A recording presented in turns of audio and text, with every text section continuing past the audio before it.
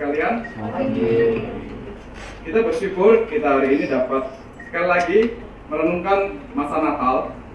Kita berkumpul bersama-sama pada hari Minggu ini, yang juga kebetulan tanggal 24. Maka hari ini kita ibadah di sini, dan nanti sore kita akan ibadah lagi di pusat. Dan kita juga kembali akan merenungkan kelahiran Yesus Kristus. Hari ini, besok kita akan melihat makna Natal yang sungguh. Karena itu kita bersatu dalam doa terlebih dahulu. Mari kita berdoa. Bapa kami yang di surga, kami bersyukur kepada Engkau di hari Sabat ini, di masa Natal ini. Kau beri kepada kami kesempatan untuk berkumpul bersama-sama sebagai satu tubuh Kristus, untuk menikmati Sabat, untuk menikmati Natal, untuk menikmati ingatan akan Kristus yang lahir ke dunia menjadi manusia 2000 tahun yang lalu. Biarlah makna Natal tidak hilang di antara kami. Biarlah kami boleh merenungkan masa itu, kelahiran Yesus Kristus yang menyelamatkan kami. Biarlah Kau yang bertata atas waktu ini, Kau yang berbicara kepada setiap kami, Kau yang pakai hamba untuk menyampaikan kebenaran firman-Mu, Kau yang beri otoritas dan kuasa untuk menjadi wakil-Mu dalam menyampaikan kebenaran firman. Di dalam nama Tuhan Yesus kami berdoa. Amin. Mari kita buka Injil Lukas pasal yang kedua.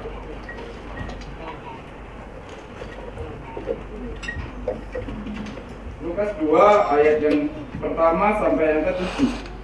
Kita baca secara bergantian. Saya baca ayat yang ganjil, ayat 1, 3, dan seterusnya sampai 7. Bapak Ibu sekalian, ayat yang genap. Lukas yang kedua, ayat 1 sampai 7. Pada waktu itu, Kaisar Agustus mengeluarkan suatu perintah, menyuruh mendaftarkan semua orang di seluruh dunia.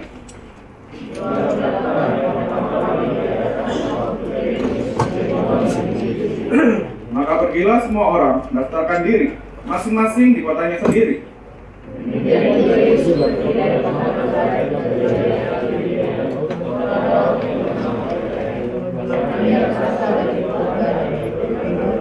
Supaya didaftarkan bersama-sama dengan Maria tunangannya yang sedang mengandung.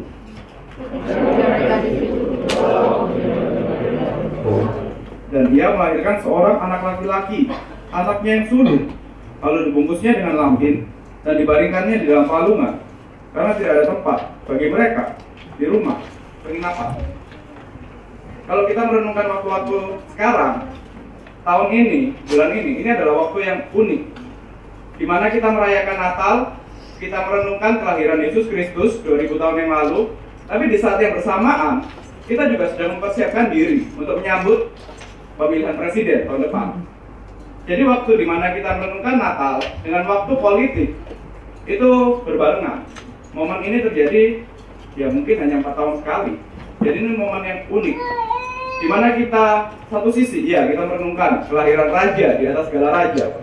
Tapi di sisi lain kita juga merenungkan hasil pemilu nanti tahun depan gimana. Kita merenungkan debat semalam gimana. Kita merenungkan visi dan misi dari calon-calon presiden dan wakil presiden bagaimana.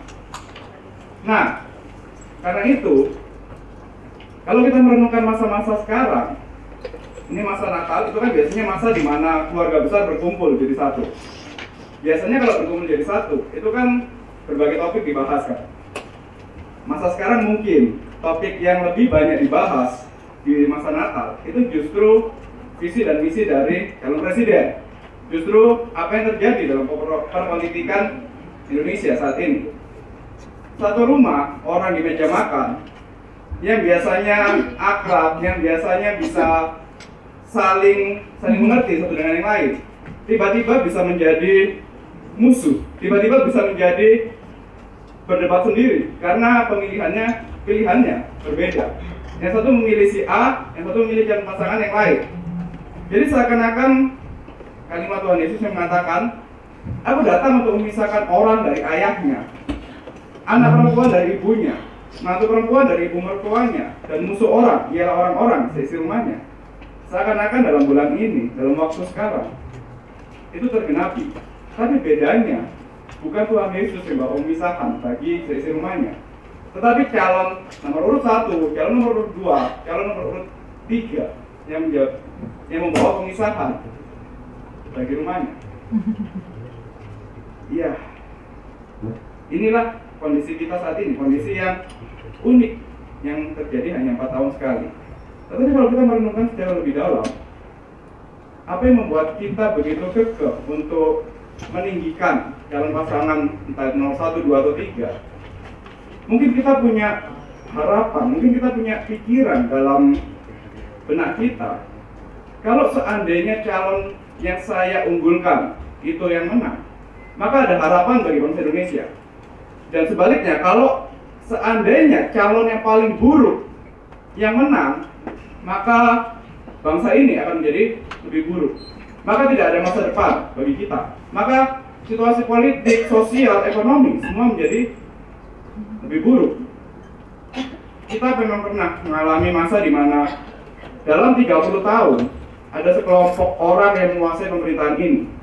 Jadi itu mungkin bikin kita trauma, mungkin bikin kita oke lah, kita nggak mau salah pilih, kita nggak mau memilih pasangan yang salah, kita nggak mau mengulangi masa-masa itu, masa-masa di mana politik dikuasai oleh satu orang, negara ini dikuasai oleh sekelompok keluarga.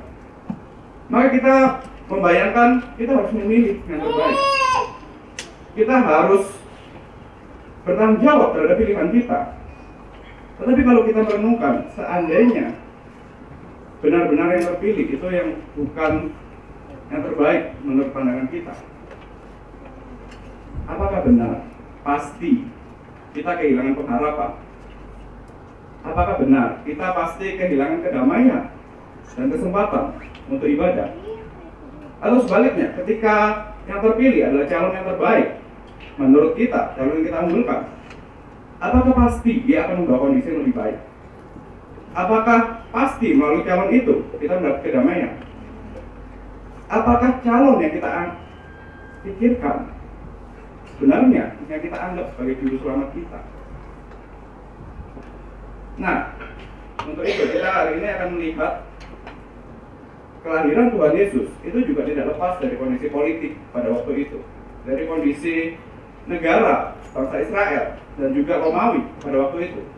Karena itu ini momen yang tepat untuk kita merenungkan bagaimana Tuhan yang hadir di dunia. Itu Tuhan yang juga bertakhta atas sejarah, Tuhan yang berdaulat atas sejarah, tetapi juga Tuhan yang masuk dalam sejarah. Tuhan yang menggunakan seorang kaisar, seorang raja yang begitu bertakhta, begitu besar kuasanya dan begitu bengis, begitu kejam, dengan aturannya yang kejam, yang tidak adil bagi sebagian orang. Tetapi justru itu adalah kontrol Tuhan atas sejarah. Karena itu kita akan merenungkan setidaknya ada 3 poin. Yang pertama, kita akan belajar melihat Allah yang berdaulat atas sejarah. Tapi tidak berhenti sampai Allah berdaulat atas sejarah, dia juga masuk di dalam sejarah. Kemudian yang kedua, kita merenungkan pertanyaan kenapa Yesus harus dilahirkan menjadi manusia yang sangat menderita, sangat miskin. Yesus menjadi bayi yang dipalungan. Poin yang ketiga. Kita masuk pada poin yang pertama. Kita membahas Allah yang berdaulat atas sejarah. Kita lihat di pasal 2 ayat yang pertama. Pada waktu itu Kaisar Agustus mengeluarkan suatu perintah, menyuruh mendaftarkan semua orang di seluruh dunia. Untuk kita mengerti konteks ini, kenapa Lukas menulis Kaisar Agustus, kita harus tahu siapa dia. Jadi Kaisar Agustus ini adalah seorang kaisar yang begitu besar. Dia seorang kaisar yang berhasil membawa Romawi itu menjadi negara, menjadi bangsa yang damai, menjadi bangsa yang berkuasa atas banyak wilayah. Dia berhasil membawa Romawi itu masuk dalam masa kejayaan yang dikenal dengan istilah Pax Romana, kedamaian Romawi. Jadi Kaisar Agustus itu memerintah pada tahun 27 sebelum kelahiran Tuhan Yesus, sebelum Masehi, sampai tahun 14 setelah Masehi. Kaisar Agustus dia meneruskan kepemimpinan dari Julius Kaisar, seorang yang tokoh yang besar juga sebelumnya, yang berhasil merubah Romawi sebelum dia kekaisaran. Itu adalah republik sebenarnya, Republik Romawi. Tapi republik yang sangat beda lah, kurang lebih sama apa yang kita tahu republik hari ini. Kompleks Republik Romawi pada zaman itu, kompleks dan ada kekuasaan yang berimbang antara kaisar dengan senat. Tapi Julius Caesar, dia merubah sistem itu.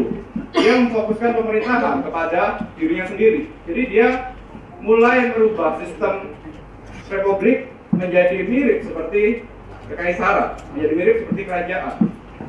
Tapi karena dia orang yang pertama yang merubah sistem itu, maka itu membuat gejolak politik yang sangat hebat.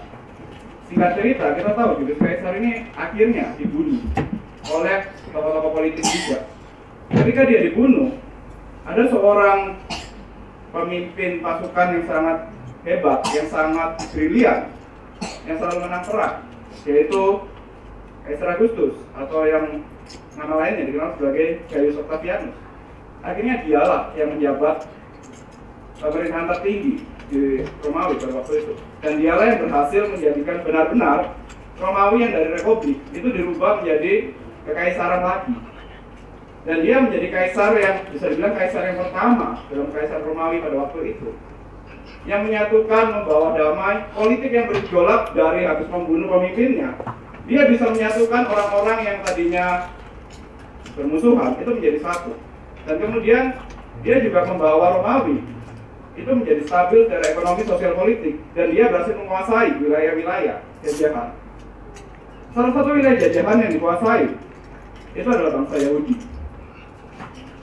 Orang-orang Yahudi dijajah oleh Romawi, oleh Kaisar Augustus.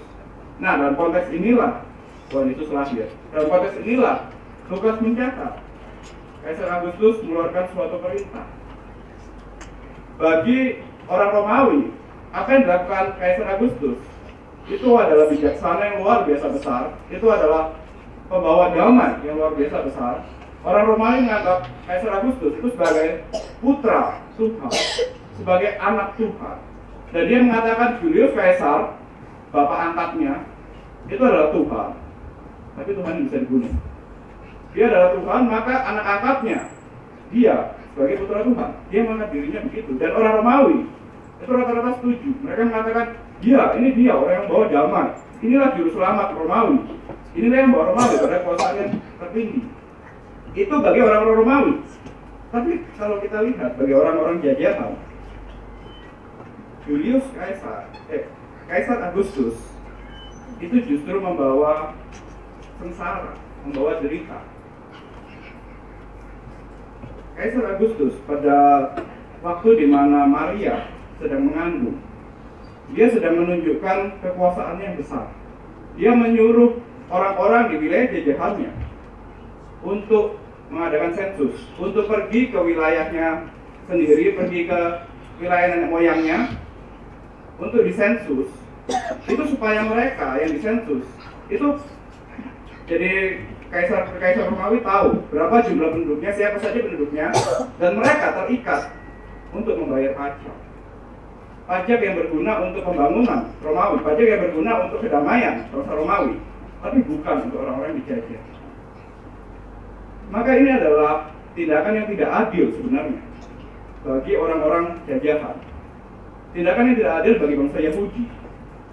Ini adalah pameran kekuasaan dari Kaisar Augustus. Dia yang menunjukkan betapa besar kuasa dia atas wilayah jajahannya. Maka dia mau mengikat orang-orang jajahannya dengan pajak, dengan melakukan sensus. Dia mau mengikat orang-orang untuk tunduk padanya. Dan di antara banyak orang yang harus terikat itu, ada sepasang suami istri dengan istrinya yang masih muda tetapi hamil tua, yang harus jalan sampai ratusan kilometer, kurang lebih 150 kilometer, dari Nazaret ke Bethlehem. Ini kalau kita membayangkan betapa tidak adilnya apa yang dilakukan oleh Augustus, kita memposisikan diri misalnya sebagai Yusuf, sebagai Maria. Mereka ini orang-orang yang sederhana, hanya tukang kayu, orang-orang yang miskin, orang-orang yang jauh dari tempat di mana mereka harus pergi mendaftarkan diri. Tapi mereka mau tidak mau harus ikut keinginan Kaisar Romawi. Mereka mau tidak mau harus tunduk kepada pemerintahan, mereka harus tunduk kepada peraturan yang ditetapkan oleh Kaisar Romawi, peraturan yang tidak adil, peraturan yang membebankan. Tapi mereka mau tidak mau, ya udahlah, kita harus jalan 150 km, kita harus jalan jauh. Kalau kita membayangkan tahun depan ya, kita kan akan pergi juga ke tempat TPS lah untuk memilih. Kita pergi itu kan dengan suasana, dengan perasaan yang senang, karena kita menggunakan hak kita, kebebasan kita, untuk kita bisa memilih presiden. Kita pergi dengan harapan dan kita juga pulang, siapapun yang terpilih, setidaknya kita senang karena itu kan hari libur. Jadi kita akan bahagia ya, di Tuhan ada hari libur tambahan karena ada pemilu. Mungkin juga kalau bisa putaran kedua lah, biar liburnya bertambah. Ini kesempatan kita bisa menikmati kebebasan demokrasi kita. Tetapi kalau kita membayangkan Yusuf dan Maria, itu yang harus berjalan jauh, 150 km. Itu sebaliknya dari apa yang kita rasakan. Kita berjalan untuk menikmati kebebasan demokrasi. Yusuf dan Maria berjalan justru karena dia harus diikat kebebasannya oleh Kaisar Romawi. Dia harus diikat kebebasannya untuk terus membayar pajak. Dia harus diikat oleh peraturan pemerintah yang tidak adil, peraturan pemerintah yang menguntungkan pihak yang di atas, orang-orang Romawi, dan menekan pihak yang di bawah, orang-orang yang jahat. Tetapi kalau kita merenungkan, ini sebenarnya juga tidak lepas dari kontrol Tuhan, tidak lepas dari kedaulatan Tuhan. Kaisar Agustus tentu tidak tahu kalau apa yang menjadi kebijakannya, yang pasti yang ada di pikiran dia itu untuk menguntungkan dirinya sendiri, untuk menguntungkan kerajaannya sendiri, untuk menguntungkan orang-orang di sekitarnya. Tapi dia tidak tahu kalau ini itu juga dalam kontrol Tuhan, yang justru dipakai Tuhan untuk menggenapi nubuat kelahiran Sang Mesias.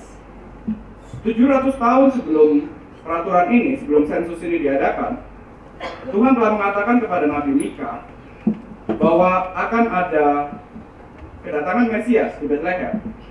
Mika 5 ayat 2 itu mengatakan, tetapi engkau, hai Bethlehem Efrata, hai yang terkecil di antara kaum-kaum Yehuda, daripadamu akan bangkit bagiku seorang yang akan memerintah Israel, yang permulaannya sudah ada sejak purbakala. Bagaimana seorang Mesias bisa lahir di Bethlehem? Kalau kita lihat dari Lukas pasal 1 aja, ketika malaikat Gabriel mendatangi Maria, itu kan terjadinya di Nazaret. Itu kan terjadinya 150 km dari Bethlehem. Bahkan mungkin Maria pun juga tidak akan menyangka kalau dia harus jalan itu untuk menggenapi nubuat ini. Ketika Maria mendengarkan perkataan malaikat Gabriel, 150 km jauhnya. Pada zaman dulu, 150 km itu kan jarak yang ditempuh berhari-hari, berminggu-minggu. Nggak kayak zaman sekarang, bisa dengan cepat. Ada kendaraan, ada mobil, dan segala macam. Tiga Petrus sempat mengatakan, bahkan Maria ini itu tidak bisa naik keledai karena dia sedang hamil tua. Jadi mau tidak mau dia harus jalan sedikit demi sedikit, langkah-langkah kecil. Mungkin juga lebih banyak istirahatnya daripada berjalannya. Karena seorang yang hamil tua, bagaimana dia bisa berjalan cepat? 150 km, mungkin itu ditempuh dalam waktu mingguan. Ketika malaikat mengatakan akan lahir bagimu seorang anak yang akan berkuasa, yang akan menjadi raja di atas segala raja, itu dikatakannya di Nazaret. Siapa yang tahu bagaimana Maria harus pergi ke Bethlehem? Maria dan Yusuf itu tidak akan punya pikiran untuk ya udahlah untuk menggenapi nubuat Nabi Mika, maka kita pergilah ke Bethlehem. Mereka ini orang-orang yang sederhana, orang-orang yang miskin, orang-orang yang untuk jalan travel jauh 150 km itu butuh effort yang besar. Lebih baik ya udahlah di Nazaret aja kita melahirkan. Tapi karena kebijakan tidak adil dari seorang Kaisar Agustus, karena kebijakan pemerintahan yang membuat mereka tertekan, mau nggak mau mereka harus jalan dari Nazaret ke Bethlehem, mau nggak mau mereka harus menempuh perjalanan yang susah itu. Tapi mereka tidak tahu, terutama Kaisar Agustus, kalau ternyata kebijakan yang semena-mena itu, kebijakan yang tidak adil itu, justru Tuhan pakai untuk menggenapi nubuat kepada Nabi Mika.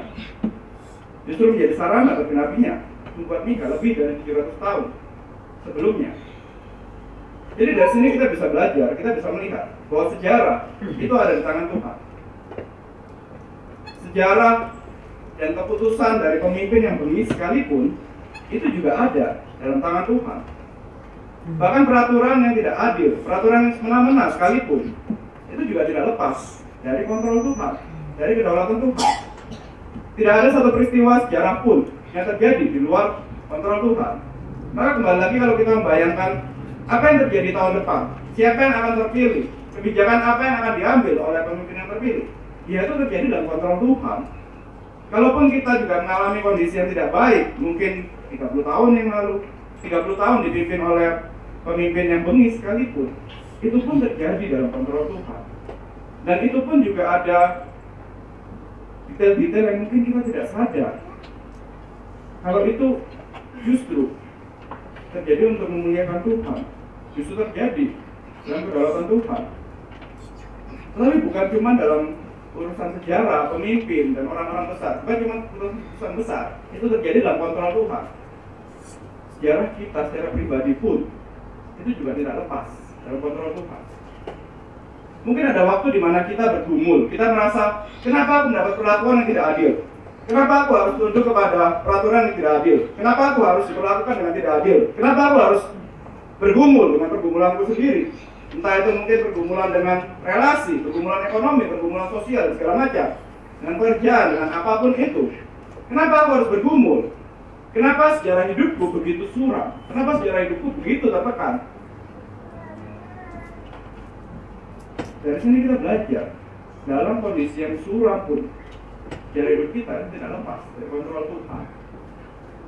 Mungkin ketika kita menjalani, hanya bisa menjalani langkah kecil demi langkah kecil, sedikit demi sedikit, kita tidak tahu apa sih maksudnya. Kenapa aku harus ikut pada peraturan yang menekan ini? Kenapa aku harus tunduk kepada seperti Maria dan Yusuf kepada Kaisar Agustus? Kenapa aku harus tunduk pada peraturan pemerintah? Misalnya membangun gereja susah. Kenapa aku harus tunduk pada peraturan kerja di kerjaan kita, peraturan di kampus? Kenapa semua menekan aku? Kenapa mungkin juga kita jatuh dalam dosa tertentu? Kenapa sejarah hidup begitu buruk? Tetapi itu semua tidak lepas dari kontrol Tuhan.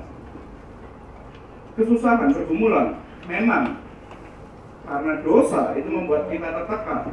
Tapi ada kalanya, bukan karena dosa, tetapi memang karena Tuhan itu mau menyatakan kehendaknya, mau menyatakan kemuliaannya, mau menggenapi nubuatnya. Kadang kita mengalami pergumulan, kadang kita mengalami kesusahan, kadang kita mengalami kondisi yang tidak mengenakan.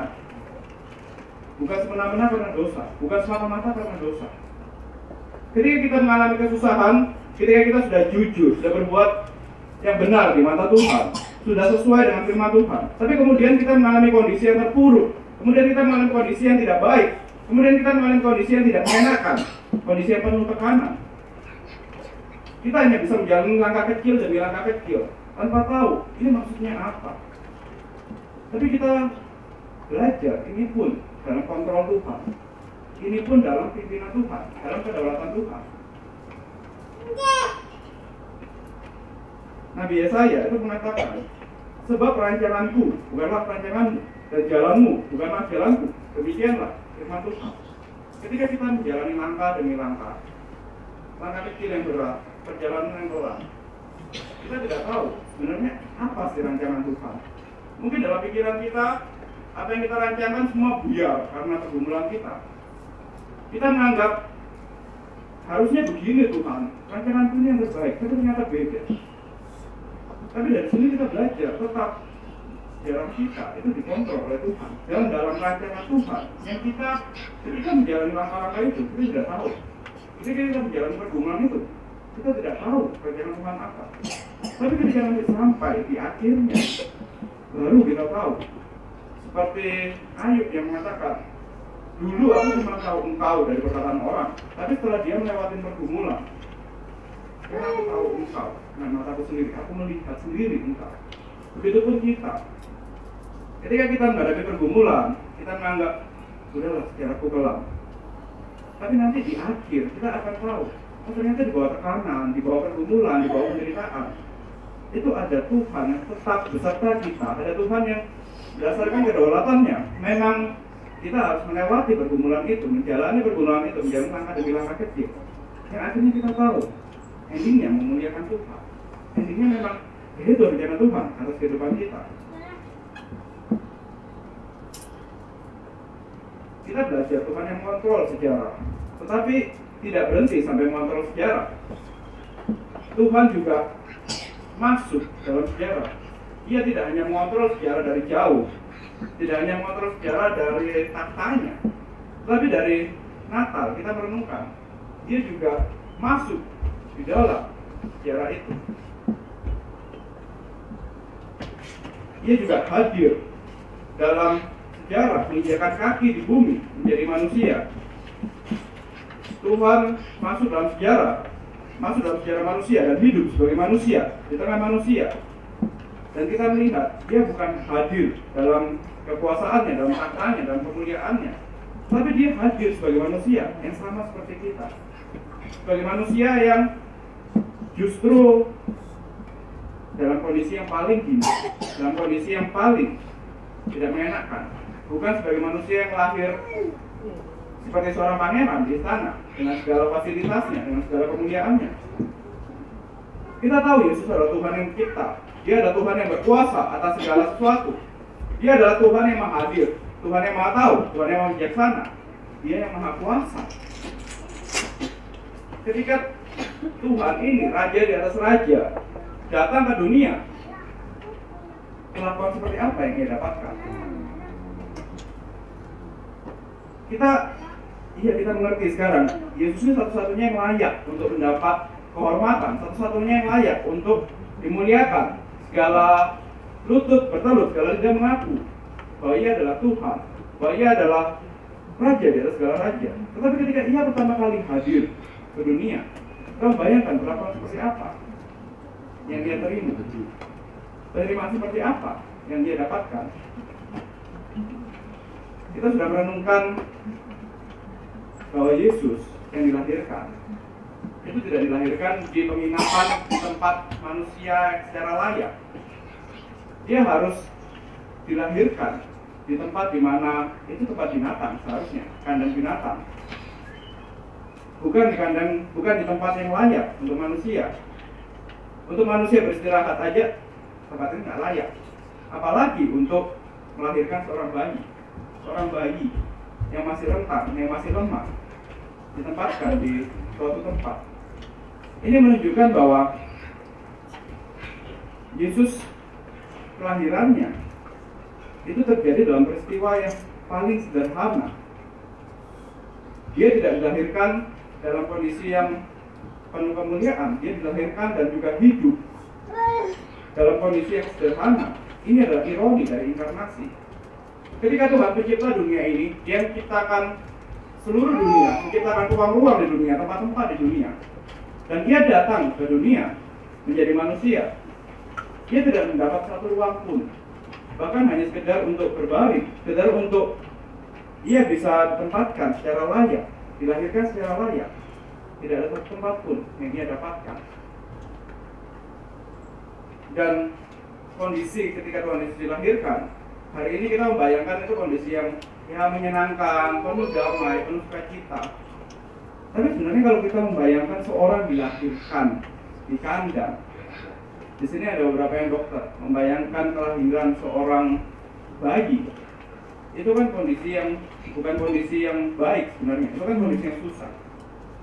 Pasti di sana ada darah, keringat, ada jeritan dari Maria. Seorang teolog bernama Ken Hughes, dia membuat suatu puisi mengatakan, ketika Maria dan Yusuf melahirkan Yesus di kandang, itu ada keringat, ada darah, ada rasa sakit dan jeritan. Jeritan Maria terdengar sampai ke surga ketika ia memohon pertolongan Tuhan. Bumi begitu dingin dan keras. Bau kelahiran bercampur dengan bau kotoran dan jerami menimbulkan aroma yang memuakkan. Tangan kasar tukang kayu yang gemetar dan canggung oleh ketakutan. Tangan itu yang meraih bayi Yesus yang licin.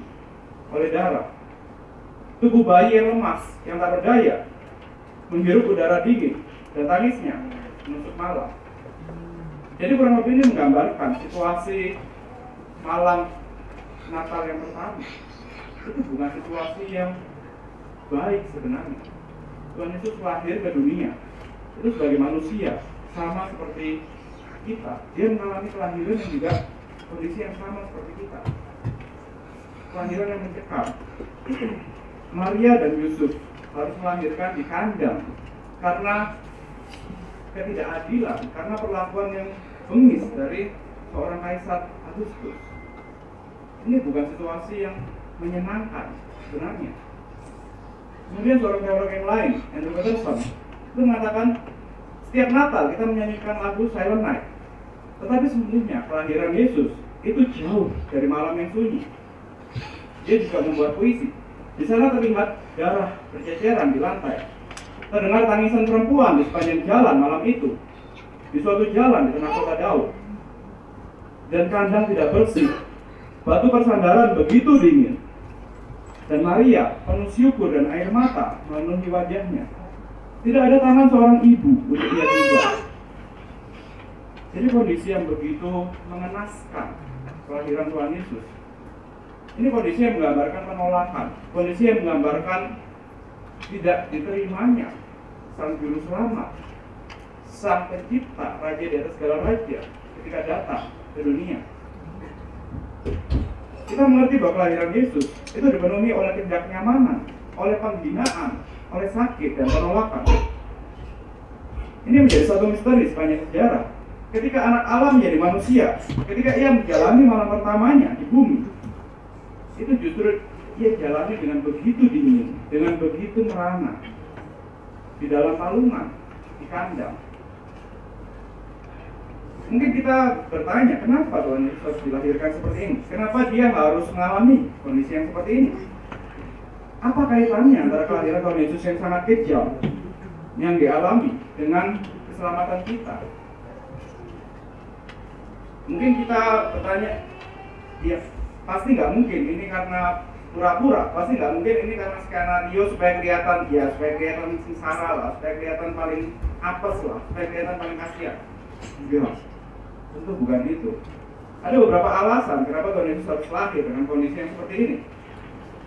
Yang pertama, kelahiran Tuhan Yesus yang dalam kondisi yang begitu dingin, itu menunjukkan penolakan, itu menunjukkan betapa jatuhnya dunia, betapa jatuhnya kita di dalam dosa. Ketika anak Allah lahir di Bethlehem, ketika Tuhan Yesus lahir di Bethlehem, Tuhan Yesus tidak dikenal, Tuhan Yesus tidak disambut, bahkan dia ditolak. Beberapa orang memang menantikan dengan setia kelahiran Yesus Kristus. Ada orang seperti Hana, Simeon, Zakaria, itu memang tetap setia menantikan kelahiran Yesus Kristus, kelahiran Sang Mesias. Tapi itu hanya berapa orang dari ribuan orang lainnya, dari penduduk Yerusalem, dari orang Yahudi yang jumlahnya begitu banyak ribuan. Hanya 5, 6, 7 orang yang setia menantikan kelahiran Yesus Kristus. Hanya mereka saja yang tahu bahwa Sang Mesias, Sang Juru Selamat itu lahir. Hanya mereka yang menyambut, menerima kelahiran Yesus Kristus.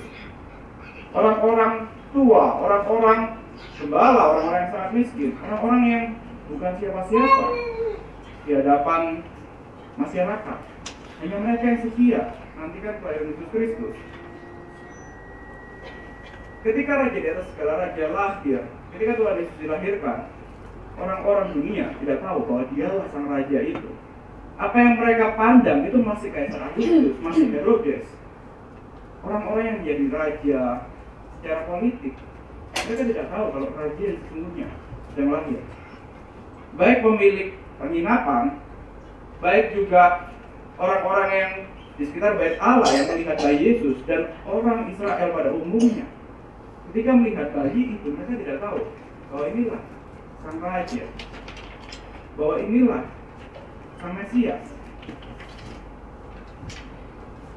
Injil Yohanes itu mengatakan ia datang kepada milik kepunyaannya, tetapi orang-orang kepunyaannya itu tidak menerimanya. Inilah yang terjadi pada Natal yang pertama. Tetapi tidak berhenti pada Natal yang pertama. Kita tahu Yesus ditolak. Itu bukan cuma ketika dia dilahirkan, tetapi dalam seluruh pelayanannya Tuhan Yesus terus mengalami penolakan demi penolakan. Terus dia alami. Yesus dalam pelayanannya itu pernah dianggap gila oleh saudara-saudaranya. Memang ada waktu di mana banyak orang yang ikut Yesus, ketika dia menyembuhkan orang, ketika ia memberi makan banyak orang. Tetapi ketika dia mulai memberitakan salib, mulai memberitakan akan penderitaan, akan sengsaraan, orang-orang mulai meninggalkan Yesus. Jadi sebenarnya seumur hidup Yesus, dari sejak dia dilahirkan, dari sejak dia dikandung, sampai dia mati, itu penolakan demi penolakan, kesengsaraan yang ia alami. Tetapi seorang teolog, seorang penafsir yang lain itu mengatakan, saat pertama kali Yesus datang di Bethlehem, kita menolaknya keluar dari penginapan. Dan kita berhasil memastikan Yesus tetap di luar sampai saat ini. Kalau kita mengkaitkan bukan cuma sampai pada Tuhan Yesus yang lahir, dia mengalami penolakan, kemudian dalam pelayanannya mengalami penolakan, sampai puncaknya di atas kayu salib. Kalau kita tarik sampai hari ini, kita pun juga seringkali dunia kita memastikan Tuhan Yesus tetap di luar, tetap dia tidak masuk di tempat yang layak, tetap dia di luar kehidupan kita. Hari ini memang kita tidak melihat secara literal seperti yang terjadi 2000 tahun yang lalu, melihat seorang wanita muda hamil tua butuh tempat untuk melahirkan, maka kita membuka tempat untuk melahirkan.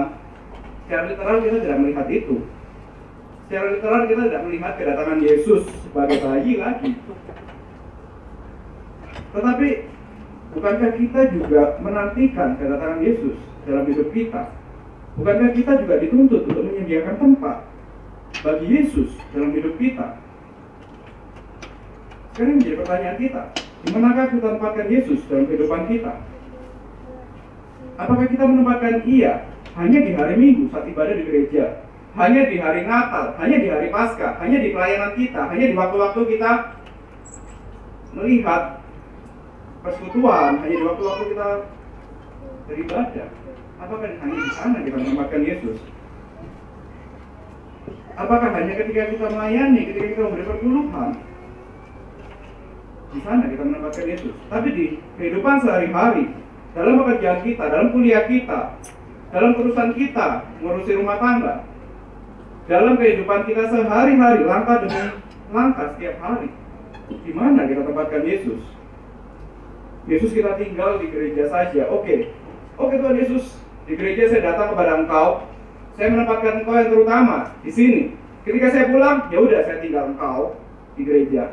Saya kembali kepada penginapan saya sendiri. Saya kembali pada kehidupan saya sendiri. Nanti saya datang lagi minggu depan. Saya tidak melupakan Engkau, Pak Tuhan. Saya datang kok minggu depan. Saya ingat kok Engkau minggu depan. Tapi kemudian di hari-hari selanjutnya, Senin sampai Sabtu, ya udah, kita tidak menyediakan ruang sama sekali untuk Yesus. Kita hanya memikirkan kepentingan kita sendiri. Seperti orang Israel pada waktu itu. Meskipun nubuat akan kedatangan Mesias itu sudah jelas, sudah benar-benar ada, tetapi mereka terlalu memikirkan kepentingan diri sendiri. Mereka terlalu memikirkan apa yang mereka butuhkan dalam kehidupan mereka secara jasmani saja. Maka mereka tidak siap menyambut Yesus Kristus. Mereka tidak mengerti datangnya Mesias. Ketika Mesias benar-benar datang, justru mereka memastikan Mesias itu ada di luar kehidupan mereka, ada di luar dan tidak mengganggu kenyamanan mereka yang saat itu tinggal di penginapan. Mungkin ada waktu, ada ruang, ada tindakan di mana kita tidak membiarkan Yesus masuk dalam hidup kita. Mungkin itu ruang privat kita. Mungkin itu dosa tertentu yang kita hidupi. Mungkin itu waktu-waktu di mana kita berbuat curang. Mungkin itu harta kita, mungkin itu materi kita. Mungkin apapun itu yang membuat kita enggan untuk Yesus menyentuhnya, untuk Yesus ada menempati ruang itu. Kita bisa memahami ruang di sini, itu bukan dalam artian geografis semata, tetapi ruang dalam hati kita, ruang dalam kehidupan kita, ruang dalam pekerjaan, dalam setiap apapun yang kita hidupi. Apakah ada ruang dalam hati kita? Apakah ada ruang dalam kehidupan kita yang sangat kita cintai, sehingga kita enggan untuk memberi tempat bagi Yesus untuk masuk dalam ruang itu? Mungkin ada rahasia tertentu yang kita juga, orang lain saja tidak perlu tahu, pasangan kita tidak perlu tahu, anak kita tidak perlu tahu, apalagi Yesus tidak perlu tahu. Biarlah itu menjadi milikku saja. Kita tidak membiarkan Tuhan untuk masuk, untuk menyentuh ruang itu.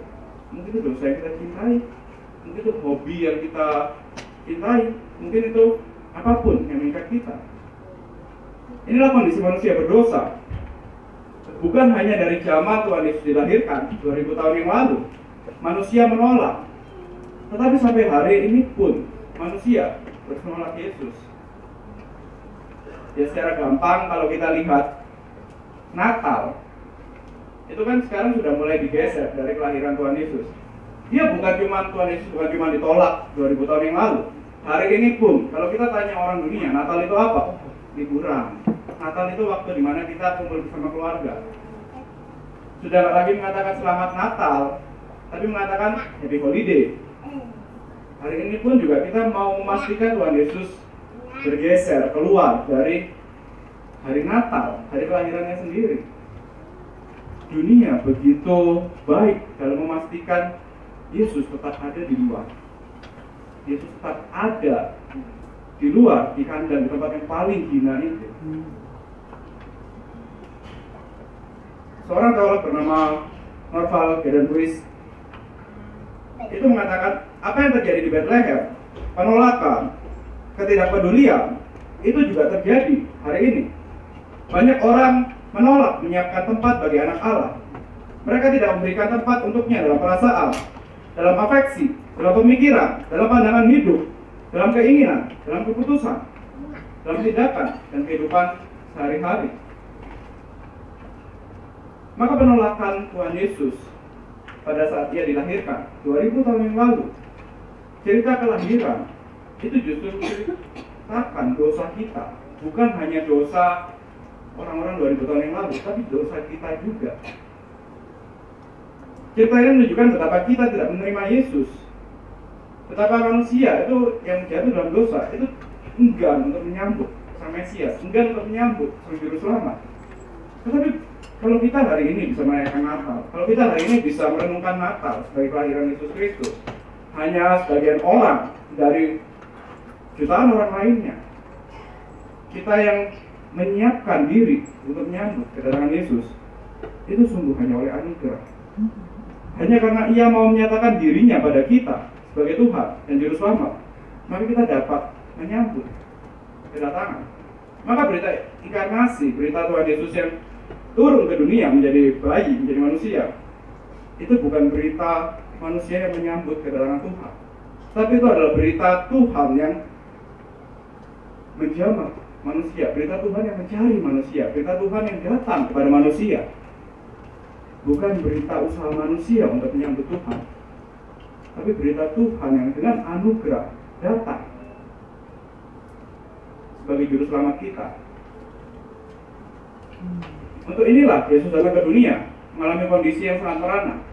Pertama-tama karena dosa dari dunia, dosa dunia, dosa kita itu pasti menolak kedatangan Yesus.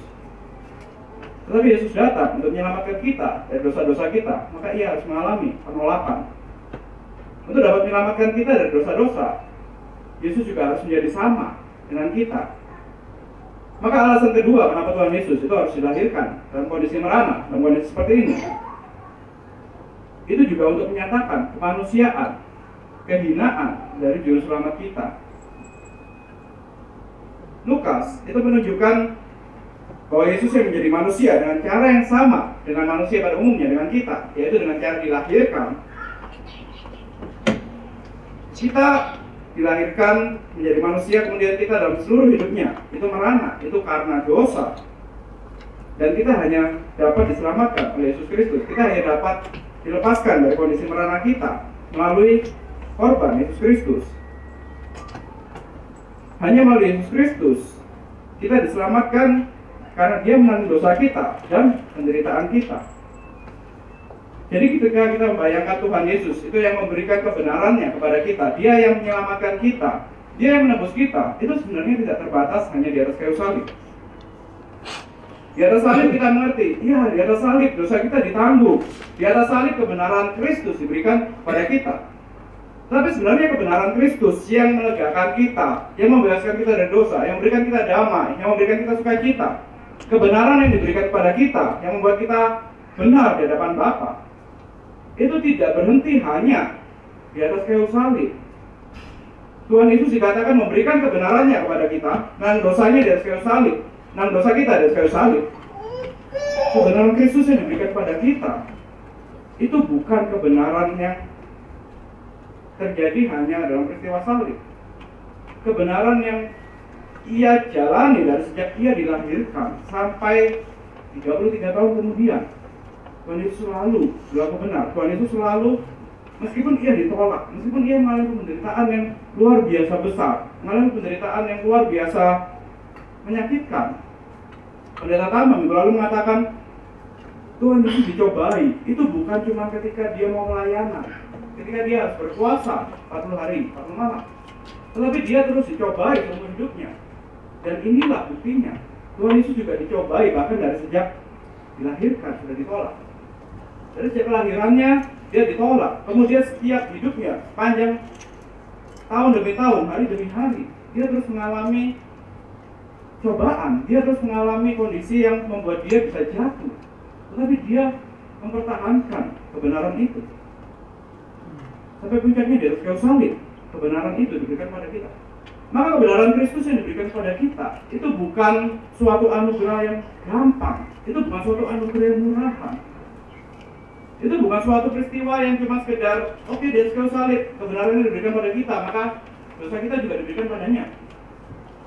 Tetapi kebenaran yang diperjuangkan oleh Tuhan Yesus seumur hidupnya, kebenaran yang diperjuangkan dari sejak Ia dilahirkan, penolakan demi penolakan, penderitaan demi penderitaan, Ia tanggung itu agar penolakan yang kita alami, penderitaan yang kita alami dalam dosa itu ditanggung oleh Kristus ya, kayu salib, dan kebenarannya yang Ia hidupi seumur hidupnya diberikan kepada kita. Perjuangan Tuhan Yesus selama 33 tahun, mulai dari penolakan dilahirkan sampai puncaknya disalib, perjuangan itu yang diberikan kepada kita. Maka ini bukan anugerah yang murahan. Kebenaran kita bukan kebenaran yang murahan. Bukan seperti yang orang katakan, ya kalian orang Kristen enak dong dapat kebenaran hanya dengan percaya Yesus. Tapi harga yang dibayar itu sebenarnya terlalu mahal. Harga penolakan itu dari sejak dilahirkan, penderitaan juru selamat kita sebagai manusia, inilah yang diberikan kepada kita, yang membuat kita layak di hadapan Bapa, dianggap benar. Inilah bagaimana kita diselamatkan oleh penderitaan juru selamat kita sebagai manusia, bukan cuma ketika peristiwa salib, tapi seumur hidupnya. Kita diselamatkan oleh percaya Yesus yang merendahkan dirinya menjadi manusia, yang menderita dan mati dari kayu salib untuk menebus dosa kita. Tetapi itu dilakukan dari sejak Ia dilahirkan sampai akhirnya ketika Ia mati dari kayu salib. Dari sini kita juga bisa belajar, bukan cuma secara teologi, kita tahu, iya Dia harus menderita karena memang penolakan dari manusia, karena memang Ia harus menanggung dosa kita, penderitaan kita yang Ia tanggung. Ini juga menjadi teladan bagi kita untuk kita hidup, bagi kita orang-orang yang telah ditebus, bagaimana kita menghidupi hidup kita. Yesus Kristus dilahirkan dalam kondisi yang sangat sederhana. Ia lahir dalam kondisi yang sangat rendah hati. Maka kerendahan hati Yesus, kesederhanaan Yesus, itu juga yang merendahkan hati kita. Juru selamat kita begitu rela untuk merendahkan dirinya, begitu rela untuk Dia menjadi seorang yang sangat-sangat miskin, sangat-sangat menderita. Kemudian itu untuk menebus kita, kemudian kita menjadi umatnya. Tentu kita tidak bisa menggunakannya secara take it for granted, tidak bisa menggunakannya secara ya udahlah, kita sudah tebus, maka kita hidup, kita orang benar, kita hidup senang-senang saja. Tidak, ini juga memberikan teladan kepada kita. Kita yang telah ditebus oleh kerendahan hati Yesus, kita pun juga harus meladani Dia.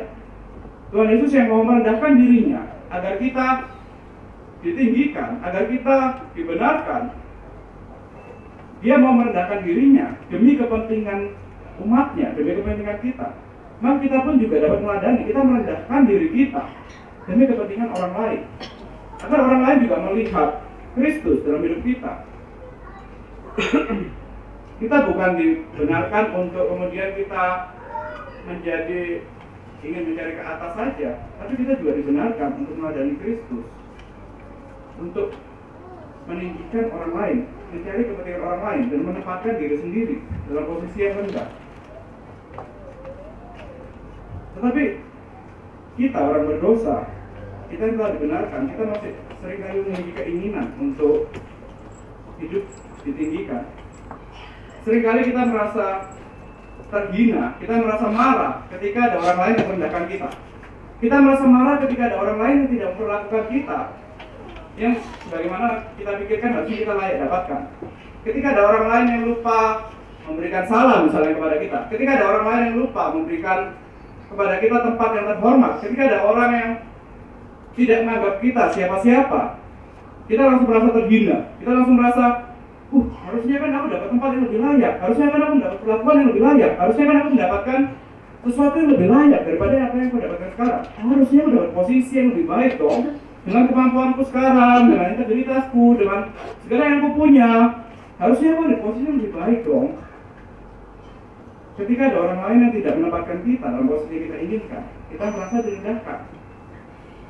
Kita merasa enggak dong, harusnya aku tempat itu loh, perlakuan itu loh yang harus aku dapatkan. Kita ingin ditinggikan, bukan direndahkan. Tetapi melalui keteladanan Yesus, Yesus yang menunjukkan divinity in humanity, Tuhan dalam kehinaan, kita juga bisa belajar akan itu. Ini Tuhan di atas raja, di atas segala raja, turun ke dunia, menerima penolakan. Harusnya dia satu-satunya pribadi yang layak untuk dapat tempat yang terbaik, pribadi yang layak dan penghormatan yang tertinggi. Tapi justru yang didapat oleh dia adalah penghinaan, penolakan, kesengsaraan. Tapi karena itulah dia menyelamatkan kita. Maka kita yang sudah diselamatkan, kita pun juga meladani itu. Utamakan orang lain, utamakan kepentingan orang lain, dan tempatkan diri pada tempat yang paling rendah. Tuhan Yesus mengundang kita untuk menjadi serupa dengannya, untuk menempatkan orang lain di atas diri sendiri, dan menempatkan diri pada posisi yang paling hina. Kita harus selalu ingat bahwa Putra Allah, Juru Selamat kita, itu lahir dibungkus lampin dalam palungan, karena tidak ada tempat baginya dalam penginapan. Maka kita pun ketika tidak dapat tempat terhormat, ya udah biarkan orang lain tempat itu, tapi biarkan mereka, karena melihat kita yang tidak meninggikan diri, mereka melihat ada Kristus, mereka semakin kenal Kristus, karena kerendahan hati kita, karena keteladanan kita pada Kristus. Mari kita bersatu dalam doa.